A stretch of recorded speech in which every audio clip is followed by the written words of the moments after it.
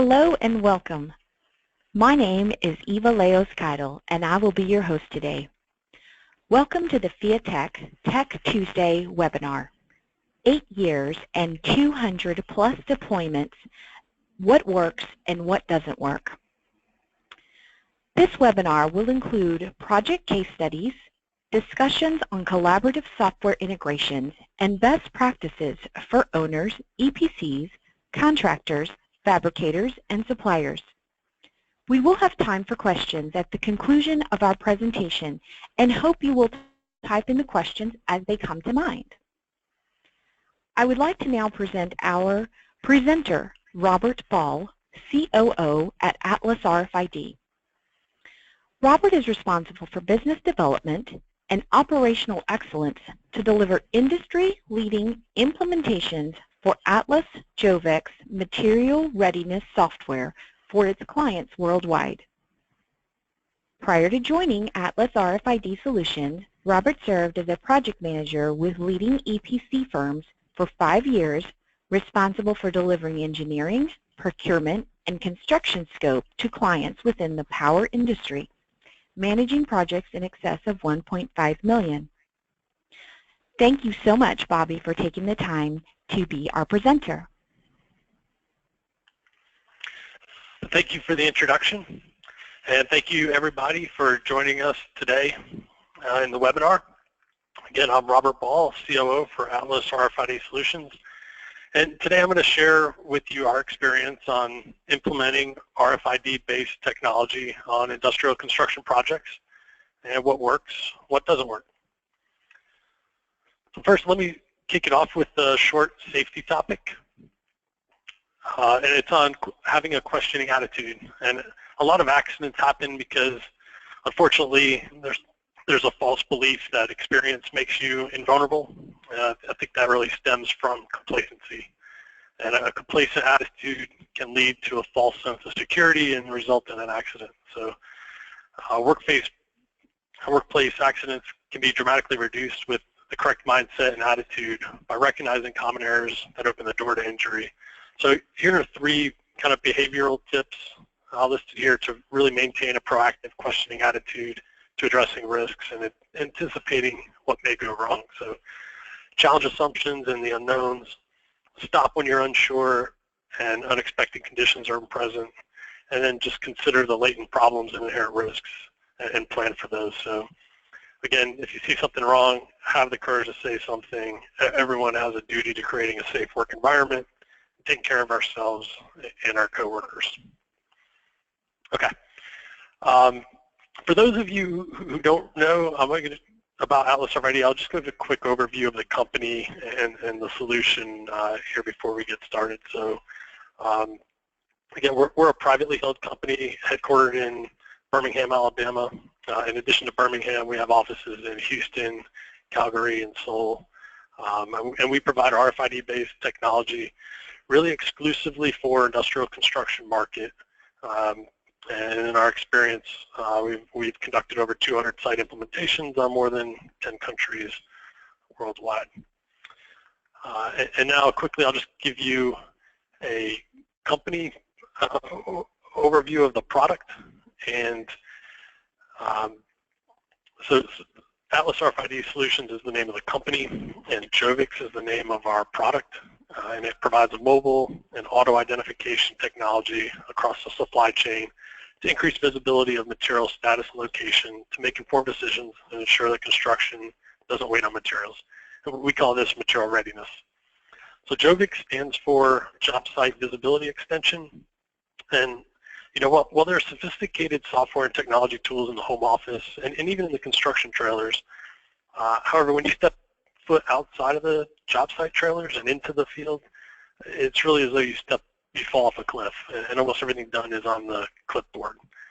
So that's kind of where we got our start in 2009, using active RFID tags to track pipe spools and steel piece marks in the laydown yard. And that's our bread and butter, using barcode, RFID, mobile devices, and readers to update material status and location so crews can quickly locate material and issue to construction so the right material is delivered to the right person at the right time in the right condition. That quickly expanded into tracking bulk materials, warehousing, mobile transactions such as receiving, requesting, picking, issuing. Later got into OS&D management, inspections, preventive maintenance, and work packaging functionality to support AWP practices. And today we're currently working on enhancing our product through HTML5 to work on consumer devices such as Android and iPhones, and our open API specification to support more of a standardized bolt-on interface to communicate with companies' existing ERP systems, material management systems, work packaging systems, and scheduling systems. Okay, so the agenda that I want to discuss today, I want to start with an overview of common goals for implementing an RFID-based system and what to expect on a typical deployment. And I'll go through a few case studies of how organizations are doing that today. I'll discuss common obstacles that we encounter in our industry, and then the best practices and lessons learned to overcome those obstacles to ensure success.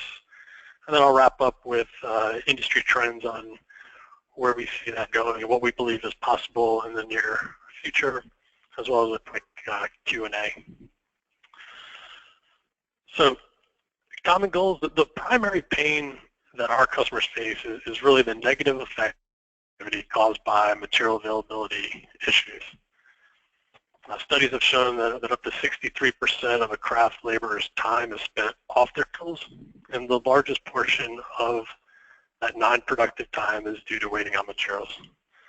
So, and this has been my background, and prior to coming to Atlas as an EPC project manager, just spend way too much of my time reacting to issues that seemingly pop up with little or no advanced warning, and it's really firefighting. And it kept me up at night, was wondering what issues were brewing that I wasn't yet aware of, but I should be, so I can address them now before the fire starts. Right? It's really trying to be getting to fire prevention, and want to be able to see that smoke before the fire occurs, and want to know what I can do today to prevent a fire from happening 3 days from now, 3 weeks from now, or 3 months from now.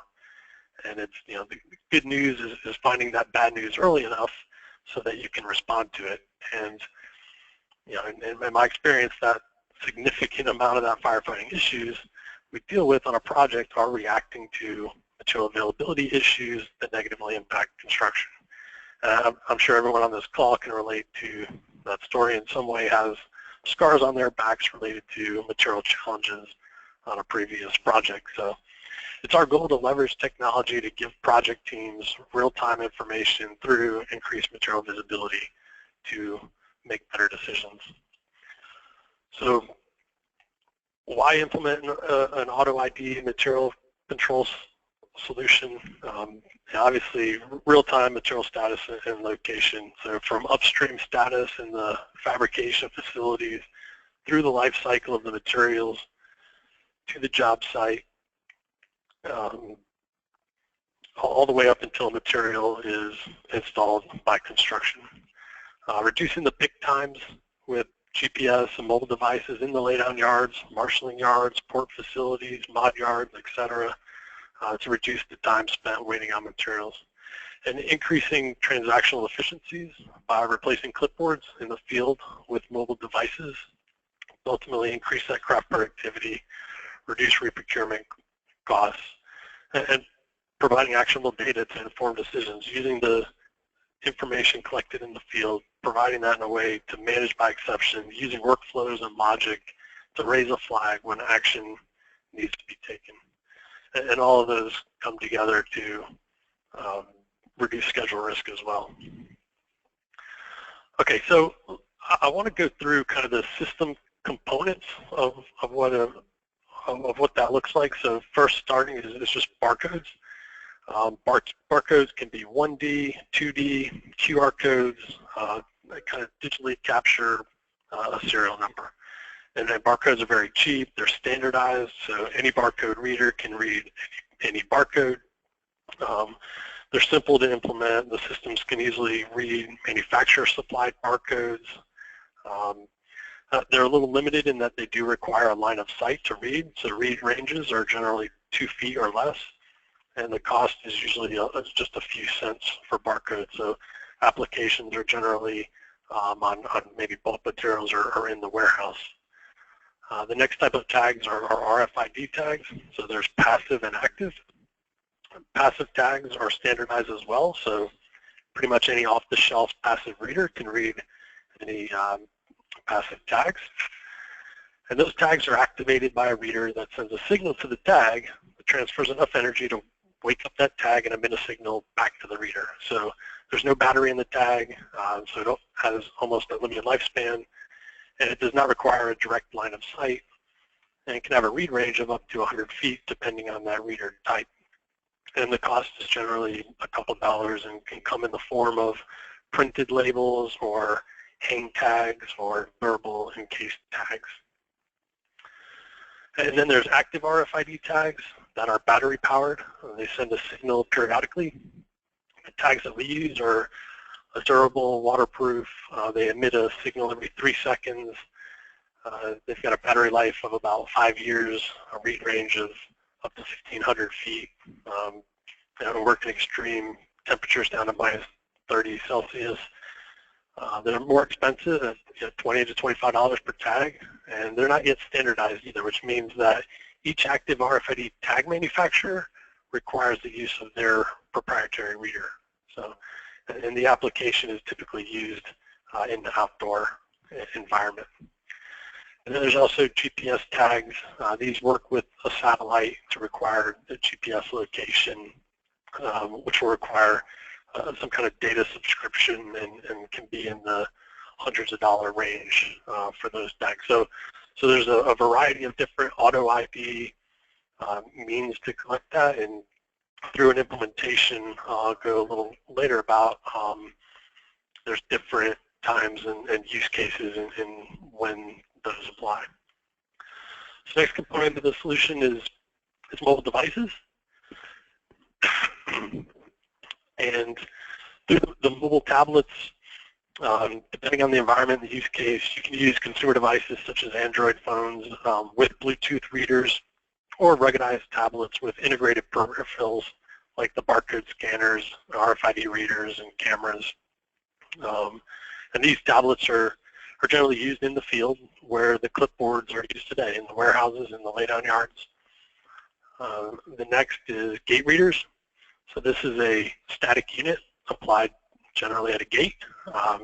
There's some components that go inside of a NEMA enclosure, a mini PC and a reader that's hooked to an antenna, and the gate reader will capture an automated status and location as a truck moves through it, and all those, and then active or passive tags are read through there. So a common example is put a gate reader up at the fabricator's facility, tag those, say, pipe spools as it goes through the gate. You get real-time status location that the material has left the fabricator, and then have a gate reader at the job site or laydown yard and get real-time status into when that material arrives. And there's some logic that you put in there as well. So, for example, you can put some triggers on if material leaves that laydown yard in a status that it's not supposed to. Maybe it's, nothing should leave that laydown yard unless it's on a pick list. And if something is taken out of there and it's not on a pick list, you can get an automated alert and an email that says, hey, it's 2 a.m. night crew just took this pipe spool. And then next is vehicle mounted readers. So you mount an antenna on a truck. That truck can sweep a laydown yard, capturing all those signals from active or passive RFID tags, and then uses a triangulation algorithm to update GPS location. So essentially giving 100% cycle count of your laydown yard every time you sweep that yard. So if something comes up where it wasn't read and it was there yesterday, it's not there today, you're just retracing your steps from one day as opposed to finding out about that maybe months from now when it's time to actually pick it. Here's just a screenshot of a use case. This is a user in the yard locating material. You've got it overlaid on an aerial image, shows you where the material is, where you are. It's got a cardinal direction and a distance. And then as you get closer to that material, if you're using active or passive RFID tags, the device will provide an audible alert as you approach the material that'll increase with intensity like a Geiger counter so you can walk up directly to that material. So all of those readers, the mobile devices, gate readers, the vehicle mount readers, are interfacing with different types of auto ID tags from barcode, passive, or active, and it's sending that to a web-based application. And those devices can also be used offline. So if you don't have network connectivity or cellular data, it'll cache that information that can be synced back to the server once connectivity is available. And the users can access the system through a browser based on login credentials, roles and responsibilities, so that data can be controlled on a need-to-know basis. For example, suppliers are only allowed to see their data, contractors are only allowed to see their data. Okay, next I'll give you an overview of an implementation plan. Regardless of what kind of system you're implementing, this is a kind of typical approach you should be thinking about. So first is a project assessment, where you really want to kind of map out a process flow diagram on how the technology you're implementing is going to be integrated into your current workflow. And we'll be thinking about a tagging strategy and what materials are going to be tagged and when, who's going to apply the tag, where will they be applied, when will they be removed, who's going to remove them. And it's done through a risk assessment on the material type, on where that material will be, if it's indoors, outdoors, and how much risk you have in terms of what kind of tag you want to apply to that material. You need to start thinking about your data management plan and the requirements that you need from maybe suppliers or contractors to get that in there, and the development of some schedule, scope, and a business case. So once you have that and you decide you're moving forward, during a pre-deployment phase before you get on site, you want to get a kickoff meeting, get alignment of the project goals, and start onboarding people to the program with a communication plan. You've got some hardware lead times you've got to manage. Start working at initial data import from these systems, a little field level mapping on how the systems will communicate, and then start your initial software configuration based on the process flow that you've done during the project assessment.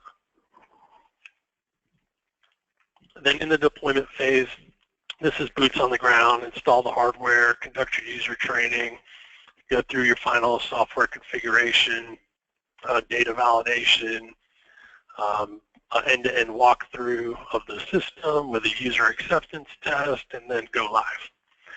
And once we're live in the system, you want to be looking at your KPIs, baseline that, monitoring your data, and then you're probably going to learn some things that require maybe some software configuration through settings to optimize maybe some of the assumptions that you made during the assessment phase.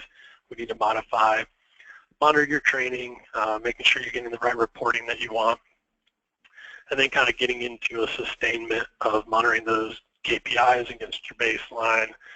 You always want to be thinking about your risk analysis and health checks and continuous training, and then also if there's upgrades or new opportunities that you're looking at. So, and then just in terms of the schedule of what that looks like, you got to allocate roughly 30 days for that project assessment, probably a couple months for pre-deployment. There's hardware lead times that can really reduce that depending on what you're using, and then managing the data initial setup of that. If there's an integration or something involved, that could be a little longer. The on-site deployment's fairly easy. Set up the hardware, do the training, and then testing, about 2 weeks. Usually like to allocate about 45 days for really monitoring process of the adoption phase, and then getting into sustainment. So next I'll just go through about 3 case studies here on some typical projects and what they look like. So first one is just a track and trace, very kind of bread and butter application, tracking 70,000 engineered bulks on the job site. And this was done with Bantrell in the Canadian oil sands, and then we partnered with them, did a case study, and this is available on the website. They've worked with us to do this, and they conducted a Six Sigma study and documented this. So it's tracked pipe spools, cable reels, tag valves, instrumentation, ship loose items, mechanical and electrical process, and utility equipment. And the functionality is very simple. It's just RFID tags, mobile tablets, a vehicle reader to sweep the yard. Pipe spool tagging was done at the fabricator facility, so status was known as soon as fabrication was completed, and gate readers were set up so that visibility and alerts were sent when the spools left the fabricator's gate. That's updated in real time when the truck has arrived at site. And then by sweeping the yard a few times a week, the project was able to essentially do that 100% cycle count of their engineered bulks every day. And over a 2-year process timeline on the project, they never lost a tagged item that was tagged with RFID. And I guess you can download this with a little more information. I'll go to the next case study here. So it's deployed on a large project where the owner relied on multiple construction contractors, each with their own material management processes, which are largely paper-based and limited in the visibility of their field transactions. So in addition to those construction firms, the project also comprised of a complex supply chain. It included more than a dozen primary suppliers, multiple fabricators, marshalling yards, laydown yards, warehouses, some of which were shared between contractors. And the project owner was receiving reports from those contractors for key material milestones at various intervals across various activities in multiple formats. And it was just difficult to analyze project-wide. So they wanted more of a faster real-time access to that information in a common system to enable more informed decisions project-wide. So their goal is improving the productivity of direct labor by eliminating the material availability issues, maintaining positive material control of the physical material at all times, eliminating incidents of temporarily lost materials, and improving the visibility. So ultimately coming up with a common online visibility tool with the location and status of critical construction materials and the context of the work plan and the schedule. So that functionality was really a combination of barcodes and active RFID tags used by the contractors that were given a training plan, their hardware system access based on roles and permissions. System mapping was done to set up the import and export files for the contractor's material management systems. So this was, we bolted onto those existing systems. And the contractor used mobile tablets for their site materials management transactions, which then populated the material management system and provided a project-wide consolidated view to the owner. Okay, the next case study I'll talk about is integrating the materials management. So we've partnered with Bentley and their Construction and deployed Jovix to integrate real-time material status information in the 3D model and work packaging system for planning. So the materials required for each work package was uploaded from Construction into Jovix, and as materials move through the supply chain, barcodes are scanned with the current status and various locations, and that data is transferred back into Construction to light up the model based on current material status. So work-based planners can see what materials have been purchased, fabricated, delivered, installed, all directly in the model in near real time. And general foremen can coordinate with their work-based planners for requesting those materials by FIWB, who then have visibility into the completability of those packages at the time of request, so you know if you've got an issue ahead of time. Okay, next I'll talk about some of the common obstacles that we see.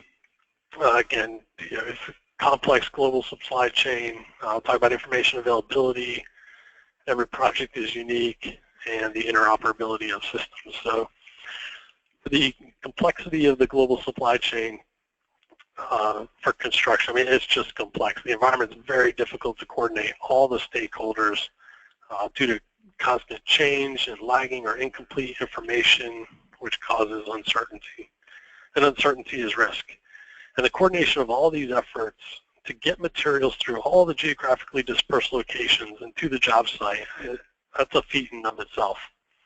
So the sheer volume of materials, suppliers, and sub-suppliers on the project, it just becomes very complex to control that information. And each of these stakeholders have their own system and are dependent on hundreds of sub-suppliers for their success. And crossing many time zones and language barriers, that is difficult to manage. Information availability, the geographically dispersed stakeholders participating in various capacities during the different phases of the project lifecycle, it creates a gap in information availability. And this is due to asymmetric data. And what I mean by that is that there's not the same level of information available between suppliers and contractors and owners. There's this sense that you know, I only want to share the least amount possible and keep control over all of my data for fear that that would be used against them. And that asymmetric data doesn't allow all the right people to make the right decisions because it's limited. And then there's disparate systems that just don't talk to each other, and we're facing static reports. So the further upstream in the process, that visibility significantly decreases. So, you know, when it gets to the site and the yards, it's relatively good. And then at the end of the day, it's not uncommon to end up having to sift through stacks of reports and paperwork to manually analyze and search for actionable data. And that upstream data is important because that's where the smoke starts, right? That's going to cause that fire.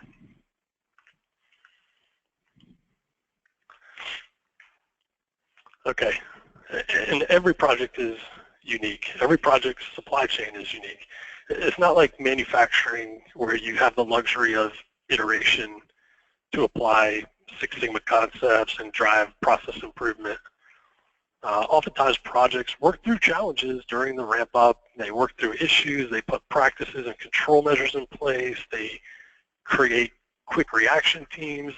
And by the end of that project, there's a lot of improvement that has been made. They've solved a lot of problems. They've figured things out.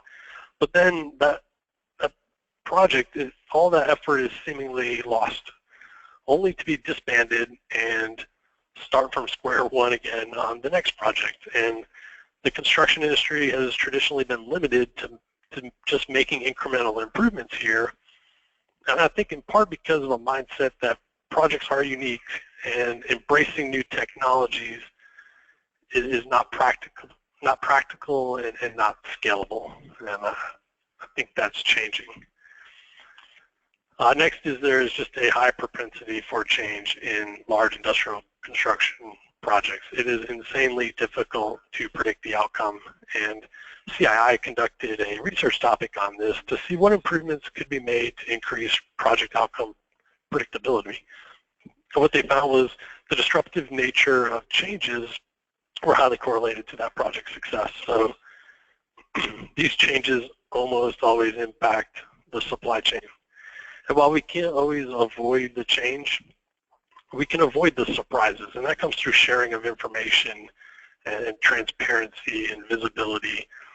And you know, I have a theory on this, and it's a theory that there are no surprises on a construction project. And if you keep asking the question, you will eventually find someone that says, I knew that was going to happen, right? Someone is thinking that. I don't care what it is, you can get to that, and it's lack of information, not getting to the right decision makers, that is the surprise.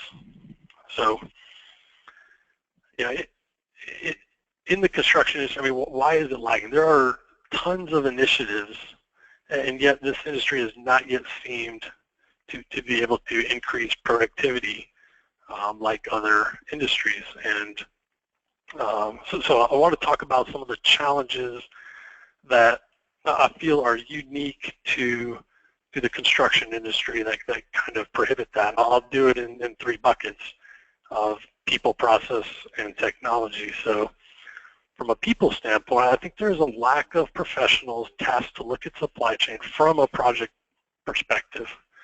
So you've got this material management organization chart, you got material requirements planning on you know, are the materials and the specs required for the project? There's an acquisition strategy on sourcing the materials and optimizing cost and quality and schedule, that kind of strategic piece. You know, there's buyers who are looking at, are we buying the material to the spec and the equipment that we need? There's subcontracting staff and procuring the services for the project. There's expediters looking at, you know, are we delivering in accordance with the contract terms? There is an aspect of quality management on the materials meeting the requirements, transportation logistics and getting the material there timely, your site materials management and what's been issued, stored, and received, and then some owner-operator tasks. But it is very siloed, and then they're looking at some just limited lens, and there's not someone really tasked with their responsibility in is the overall supply chain supporting the overall project performance. And that's where we see the gap is really a material readiness responsibility and considering the visibility to make decisions for the overall project performance. Next, I'll talk about the process. That there's obviously some organizational silos that we deal with here and some conflicting goals and incentives. So I grabbed a screenshot here from a previous FIATech presentation on integrated materials management, and they take it a step further and describe the silos as a world of worlds. And you know, silos create individual functional optimization and not a whole system optimization. And ideally, decisions are made that support the best project outcomes. And current silos, especially in data across participants in the supply chain, it really impedes that visibility. So there's an opportunity to integrate data across the supply chain to make the material status available and more visible to improve planning and mitigate risk. And then in terms of conflicting goals and incentives, this industry does have some draconian type contracts that really create an insulation to share information. And I know we've all seen this. We've all been on the receiving end of it's not in the contract, right? We need to change that. And then on the technology side, there's just an incompatibility of IT systems and some lack of timely and accurate material data. So, you know, this is a particular challenge as long as this industry, and it's due in large part to the disparate systems and file formats used in engineering and construction and the sheer volume of information to be managed and shared. And it comes down to sharing of information and real-time access to project data in a standardized format. And there's been progress in this area through some organizations and also through the development of a more widely accepted open API specification that allows systems to very easily hook up to other systems. Okay, so I want to get into best practices and what we've seen in implementing systems and how you folks can be thinking about it and preparing yourselves for success. So I'm going to talk about that in terms of stakeholder alignment, program onboarding, and data management. So from a stakeholder alignment, it is critical to align not just the people, but align with your project material management plan and your material responsibility matrix.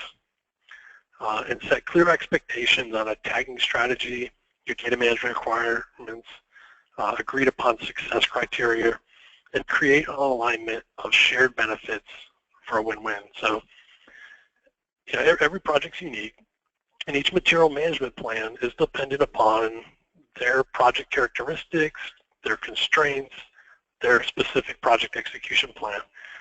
And therefore, the way in which the RFID-enabled program is implemented, it should be tailored to the specific project requirements. And it's not as simple as one size fits all.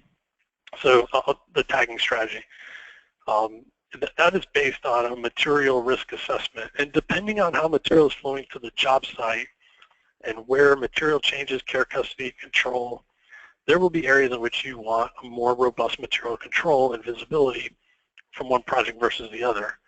And there is a cost to providing that visibility that needs to be considered against the value provided. So, for example, there may be a situation where the contractor owns their own fabrication facility, so that material coming from the fab shop, it does not leave their care. It remains in one system, and there's a high degree of confidence and visibility into that material status. So therefore, it might not make sense to invest in tagging the material upstream. And it may be better suited to track that material at the point of first receipt in the job site. So anyway, going through and aligning with what the risks are with your specific project to make sure that you get the right benefit. Okay, and then aligning with shared benefits. I'm going to talk about this with external alignment and internal alignment. So I guess it's easiest to show an example for external alignment. Let's say a contractor is using a new international supplier where they have not done work with them before, and maybe they don't have boots on the ground to monitor that and coordinate it. So they want greater visibility. So if the purpose, though, of tagging that material upstream is just to provide some advanced warning when things are impacting the schedule, and that data will be used against the supplier, and there's not an incentive for the supplier to use the system, then I promise you there will be system adoption and issues, and the desired results will not be realized, right? There's not going to, if it's just being used as a hammer, they're not going to follow through and use it, and you're not going to get the results that you want. You've got to create that shared benefit and win-win.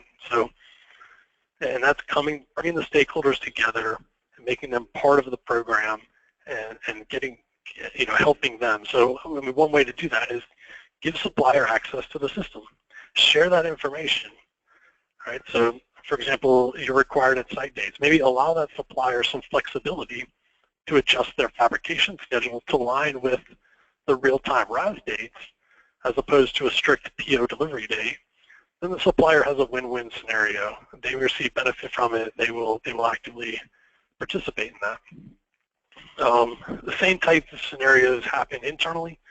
So I've seen scenarios where maybe the procurement team or the materials management team wants to use the system to track materials after it's been issued to construction, kind of so they can CYA. And when construction doesn't have the materials they need, the team wants to go to the system to say, see, we gave it to you here on this date, it's your problem, not mine, go figure it out. Those types of scenarios, it just creates a divide between the teams. Adoption will be an issue.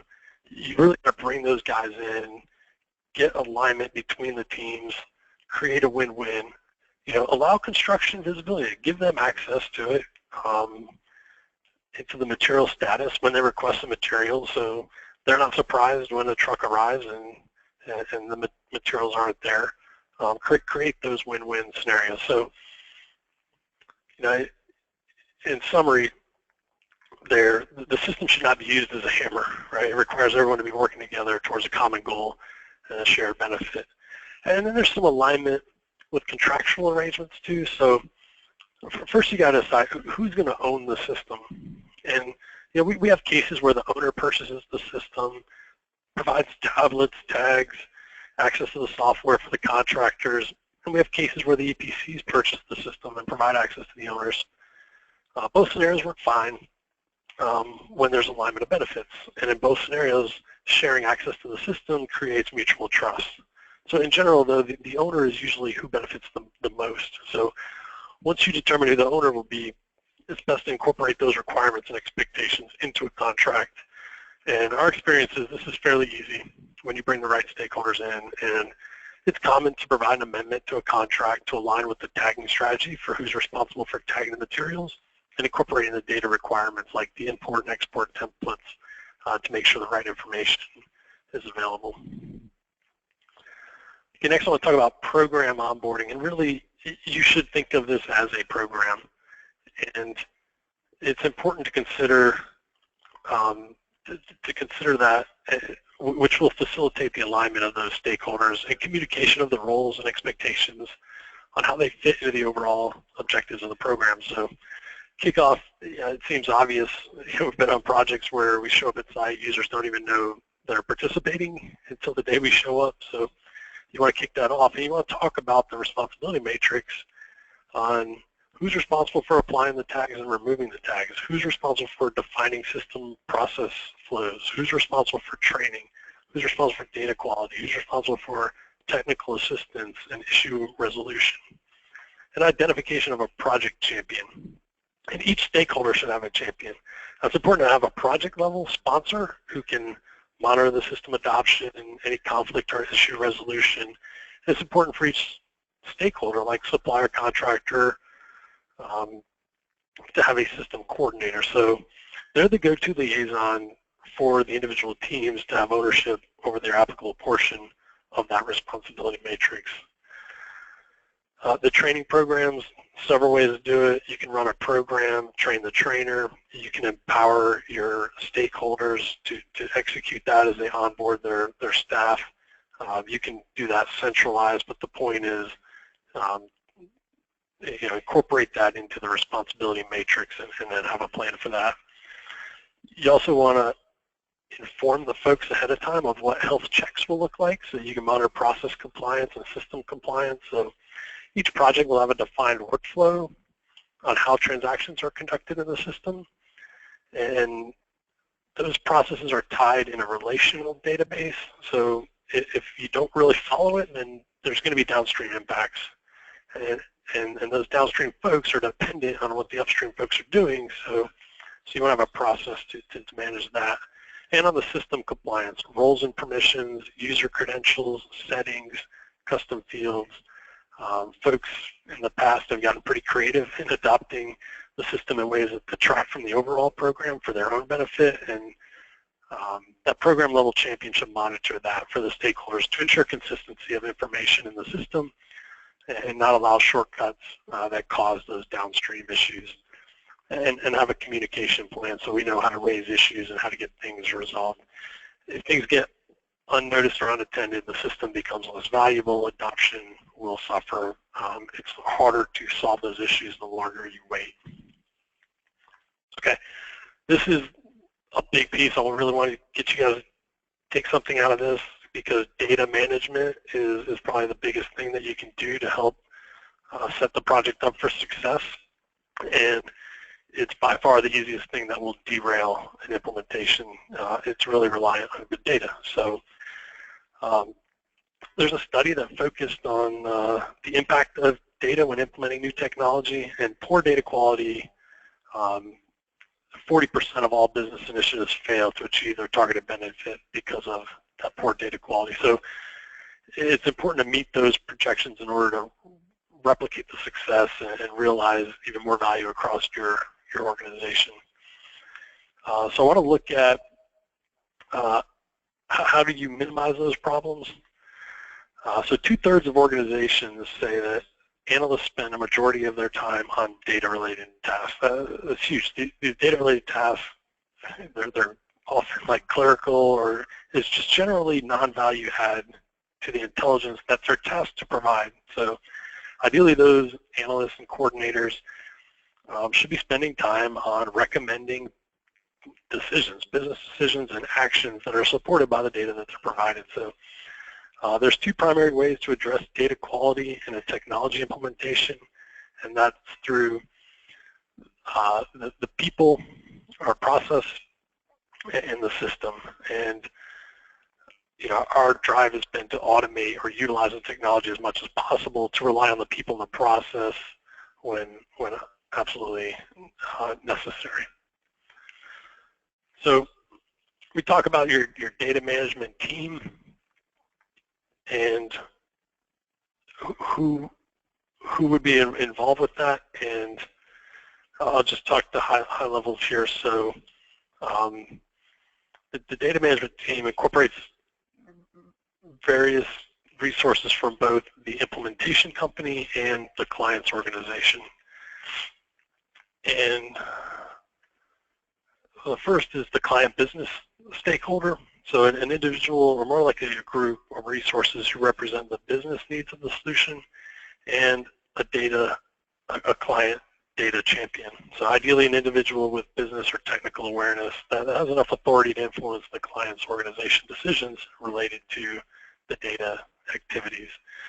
So, and it's best to really appoint a data manager, and depending on the project, you might not need a full-time person, or you might need multiple people, but here's a list of responsibilities of what that person would be doing. And you know, in our organization, the data manager, they've got experience in both technical deployments, but also in industry knowledge to understand the specifics of data sets we encounter through the implementation.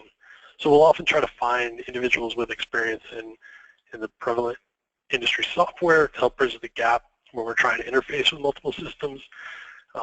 We don't often find that unicorn, and we often rely on the client's organization to provide that. So data management is critical. It's best to approach that and have some dedicated responsibilities to communicate those expectations, have a recurring process to monitor compliance, data integrity, and issue resolution.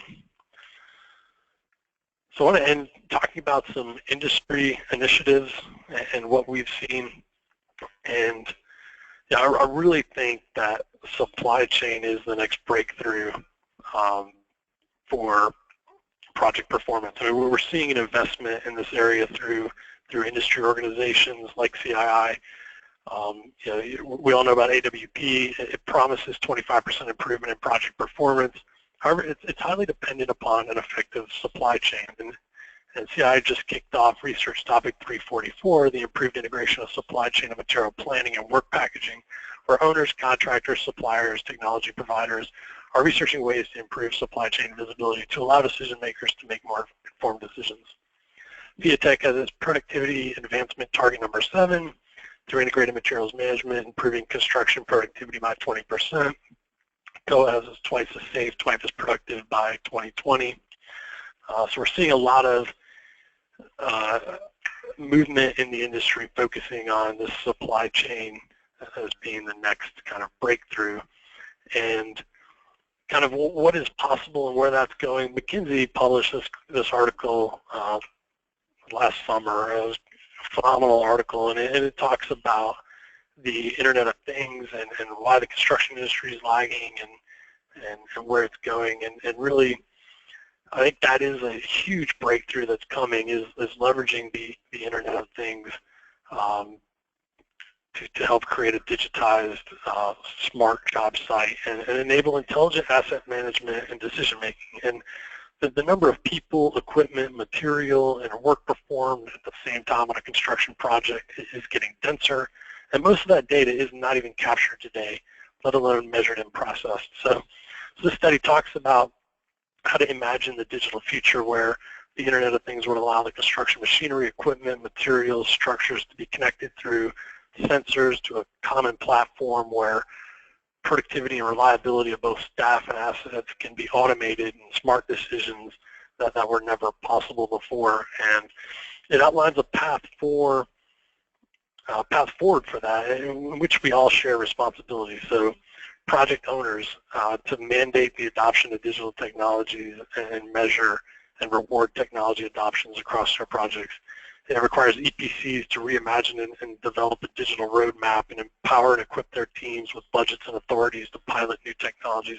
It requires technology providers to innovate and make new tools available while simultaneously driving down costs for hardware, software, and implementation costs. And it requires industry bodies and regulators to facilitate the owners and contractors and technology providers to develop new standards for emerging technology and develop pilot projects and showcase success stories. And those things are starting to happen, and it's really on the brink of creating the next industrial revolution there. And it's really an awesome opportunity in today's time and what is capable through technology and really making that step change in project performance. So thank you. That wraps up my thoughts there on sharing our experience and where we've been, what we've done, what works, what doesn't, and where we think it's going. I think we've got some time left over, so we can open that up for questions if there are any. Absolutely. So thank you so much, Bobby. We really appreciate you going through all of this. In aspect of what you have shared, do you see a case study for RFID in other construction markets, such as solar or transmission lines? The use of RFID might be limited. Again, it comes back to your tagging strategy. So, you know, there is a cost to implement it, and then there's a benefit, and you want to make sure you're making the right decision. So the use of an auto identification system to collect data and get real-time status and location information, absolutely. You know, I think that applies to commercial construction. It applies to you know, other construction outside of industrial, buildings and facilities, even infrastructure. And you know, we've seen a trend there where they still face a lot of the similar challenges of getting the right material to the right person at the right time. It's just a matter of the risk and the investment in how you approach that.